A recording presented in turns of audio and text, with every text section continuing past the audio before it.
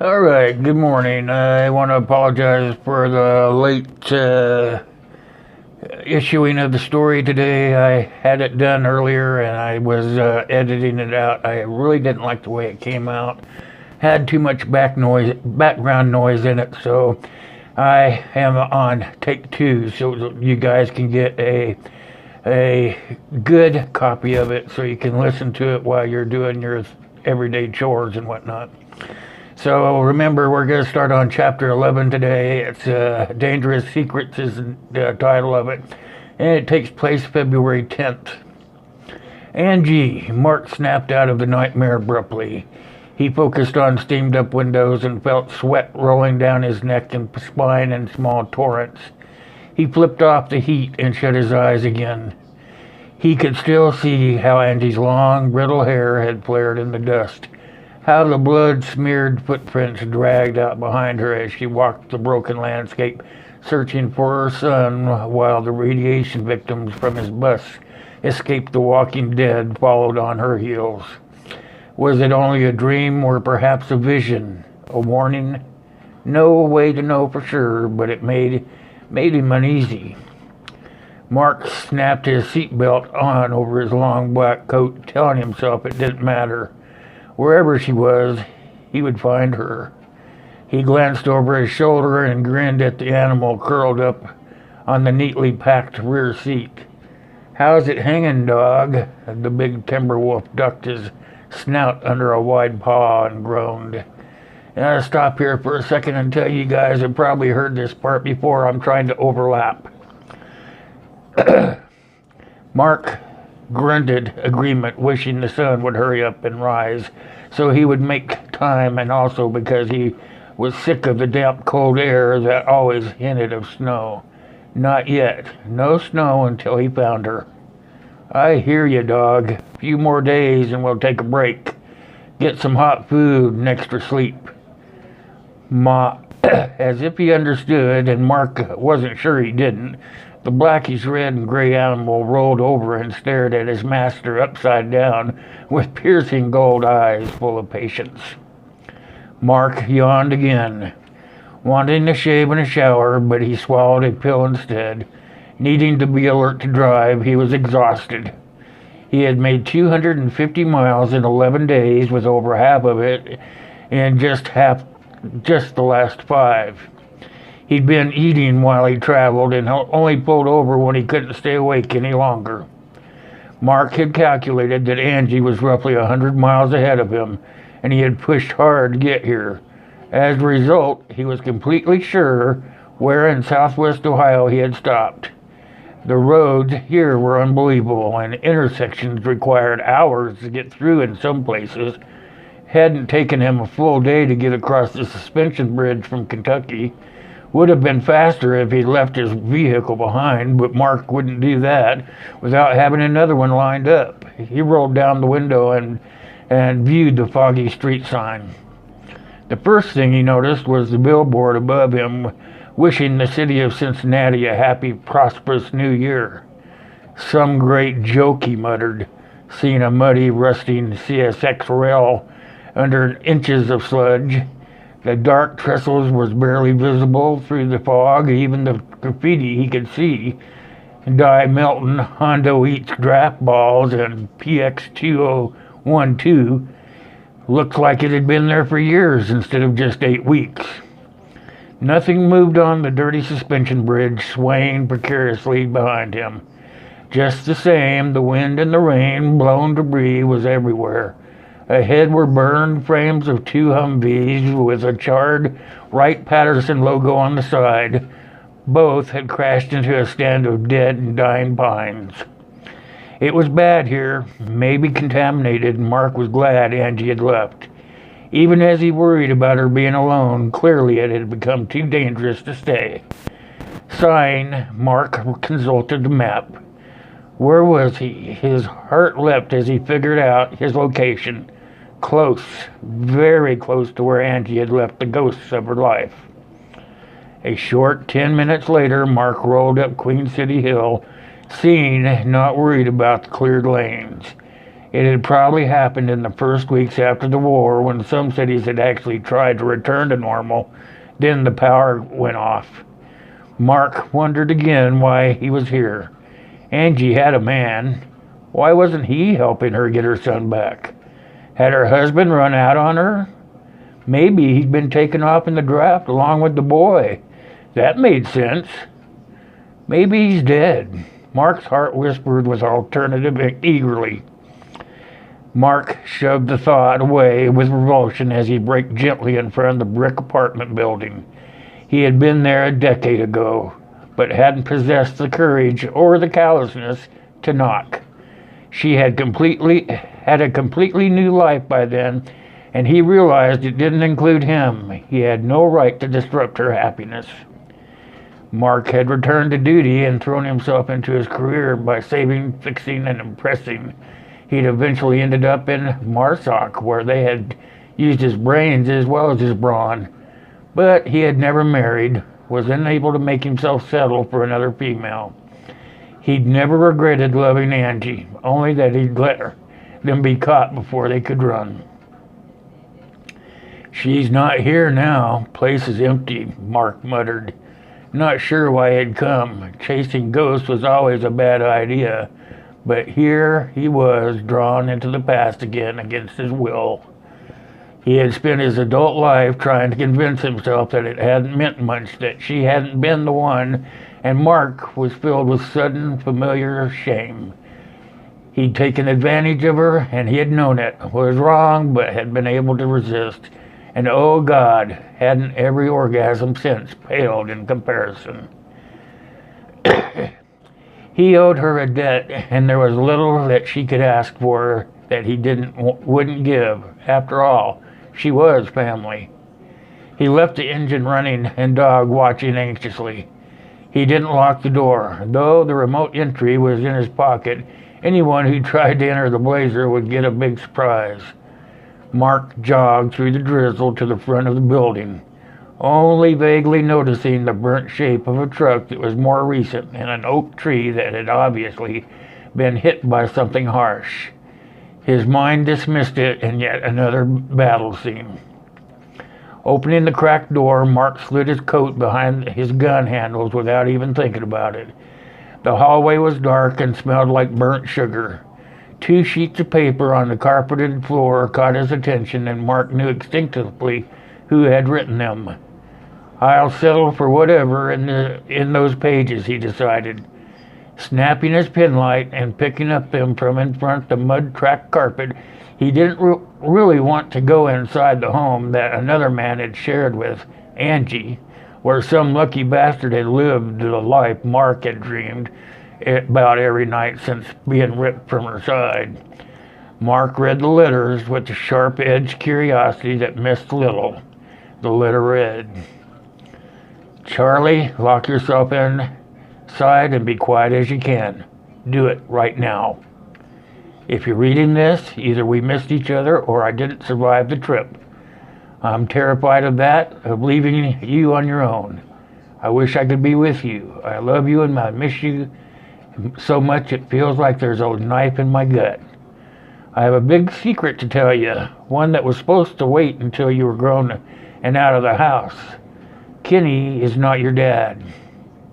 I know you've suspected that, but I couldn't tell you before, and I'm sure you understand why. Your dad is Marcus Charles Brady. Our family was a Bible-strict Christian, and when your dad and I fell for each other, only cousins by marriage, it was too close for people to accept. We hid it for a long time, but feelings like that can't be fought. We didn't plan on it. We were swept away. We had decided to leave when I was older, but fate didn't give us time. A bit after your dad was sent away, I realized you were coming, and I wanted you more than anything. I didn't tell anyone, just ran as fast as I could. They had legal control until I was of age, and since I was only 16 when they could have taken you. Worse, I always believed they would have made me get an abortion. I ran out, and our Kenny found me. How it happened is my own personal hell. You already feel too much of my pain, and I won't share that.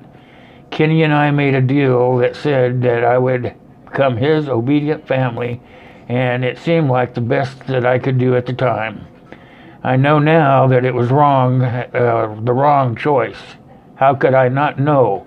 When I can feel it in your looks, he has been our master. Yet, after all that's happened, he has chosen not to come back. That only leaves one person you can trust, your real dad. You have to call Marc, and you know what I mean by that. He'll come once he knows it's true. I'm so sorry that I never told Marc, never gave him the chance to be your father. He had no idea you existed, or he would have come for us. I know that in my heart. There was more, but Marc let it go. Anger, guilt, and joy warred in his heart. They had a son. They made a baby. She should have told him. He would have come back a happy man. Really? His heart was cruel. You wouldn't have felt You would have felt like a trapped criminal. Sure, that was wrong. Marc let out a harsh sound. That's exactly how it would have felt then, but it didn't matter. He hadn't knocked, and she hadn't forced to survive on her own. I should have talked to her that day, Marc said aloud. Yes, another voice answered with a deep satisfaction. You should have.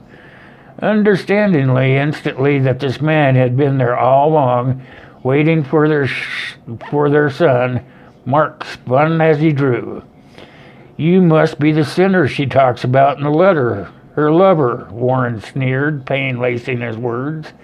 Marc took in a charred-skinned, furious face and instantly connected him with the wrecks outside. You're why she couldn't wait for me. Marc was suddenly sure this man had forced Angie to defend herself, and rage was nearly overwhelming. Warren scowled at the confirmation of their relationship, raising her own gun as she moved out of the dark corner where she'd been lurking. My daughter and my leadership are long gone because of your witch. She will come back for you? Marc's face darkened. She's not who you should worry about. They moved at the same time, but only one shot lit the darkness as the Colt barked loudly in a flash of justice and death.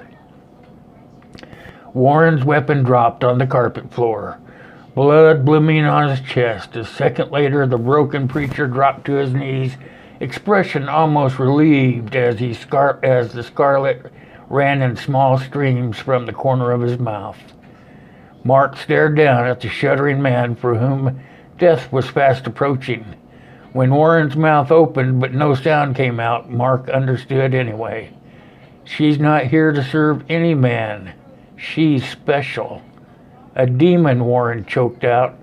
Marc's sympathy vanished, and he watched the man take his last breath while either thunder or gunfire cracked violently in the distance.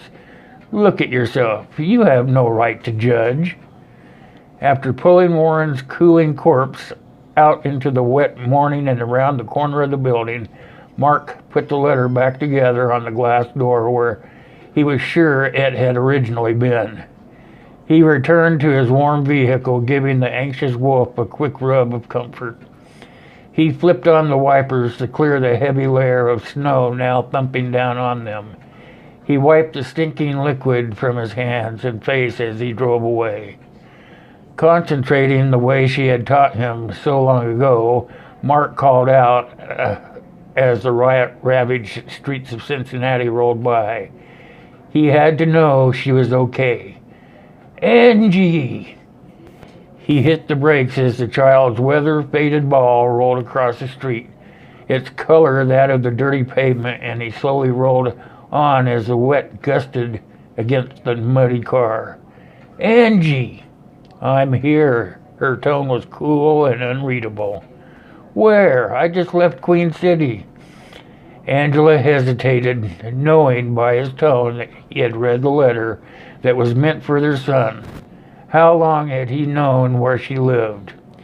About 10 miles north of Greensburg, Indiana, she finally sent. I understand why you didn't tell me, but I wish you had I'm thrilled. I never thought to have a child. Did his words mean anything to her? Did she have feelings for him? She sent a clear warning. He's mine. Parentage doesn't matter. Marc didn't respond, though he wanted to. If she sensed the things floating through his mind, she would disappear. The idea hit again, and he felt himself grinning. He had a son. It was a reason to have hope, a goal, and in his heart was lighter than it had been since the war. He would now serve his child, maybe that child's mother. I ran into a friend of yours here. He had some burns. Marc could feel her scowling at the words as he was aware of the dog observing alertly. Warren? He's dead? Angela asked. Now Marc was the one frowning. Something else she should have mentioned. Though she hadn't known Marc go there, yes, it was his choice. There was silence between them for a moment, broken by the drumming rain and squeak of the wipers, but the connection, the bond between them, was strong. It allowed him to hear stray noises, a clink, a snap, a grunt of effort. She was breaking camp. She didn't want him around yet. Where you holed up at? He could feel her under her, wondering how he knew she wasn't on the road, and though suspicion laced her answers, she didn't ask. That meant she didn't know how much he was picking up. Good, more time to recon without being evaluated in return. I'm in the cornfield off Highway 3. You could probably stay there and take a break for the holiday. It wouldn't take me long to catch up. He sent the option carefully, this time knowing instinctively not to mention Valentine's Day by name. No. He was glad when she didn't sound mad, but he frowned at how set her tone was. You okay? He asked, still feeling that old need to protect her. I'm fine. Okay, I can't wait to see you. The words were perfectly normal for the situation, but there was no mistaking his eagerness. Marc felt another cold warning rush out to slap him. Nothing's changed for us, Brady. Don't think it has. I don't, but I had reasons, Angie. I don't care. It doesn't matter. Only my son does. Marc wished he could view her face so he would know if it was true. He couldn't say that and mean it, and it stung to think that she could.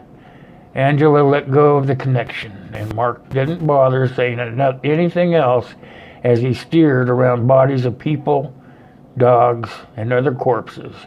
He couldn't identify them through the rain. She wasn't ready to deal with him yet, probably hated him. Despite what she had written to soothe her child, he would have let her have the lead, and it came settling the past. If he pushed, she would slip away, and if he wanted to go get to know his child, he definitely needed her along. If. A big grin filled Marc's face. There was no if. He would track her down, but as long as he made it clear he wouldn't interfere with her personally, things should be okay.